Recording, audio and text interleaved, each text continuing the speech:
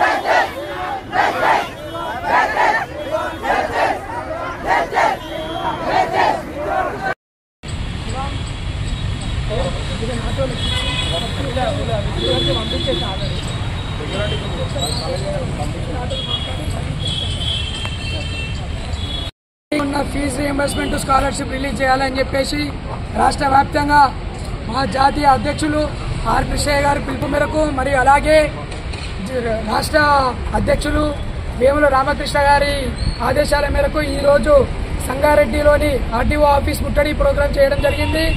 ఈరోజు విషయం ఏంటంటే గత 4 సంవత్సరాలుగా పెండింగ్లో ఉన్న ఫీజు రీయింబర్స్మెంట్ స్కాలర్షిప్ 7,000 కోట్లు రిలీజ్లో ఉంది. రిలీజ్ చేయకుండా గవర్నమెంట్ తీవ్రమైన ఇబ్బంది పెడుతున్నది విద్యార్థులకు. ఈరోజు దానికి సంబంధించి ఈరోజు ధర్నా నిర్వహించడం జరిగింది ఆర్టీఓ ఆఫీస్ ముందు.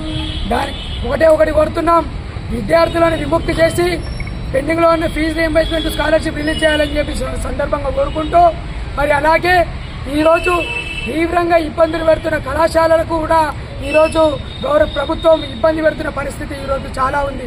ఈరోజు ఫీజు రీయింబర్స్మెంట్ స్కాలర్షిప్ పెండింగ్లో ఉన్నాయి రిలీజ్ చేయకుండా కళాశాలని యాజమాన్యాలను అప్పుల పాలు చేసి తీవ్రమైన ఇబ్బందులు పెడుతుంది రాష్ట్ర ప్రభుత్వమే. ఈరోజు విద్యార్థులను ఇబ్బంది పెడుతుంది రాష్ట్ర ప్రభుత్వమే.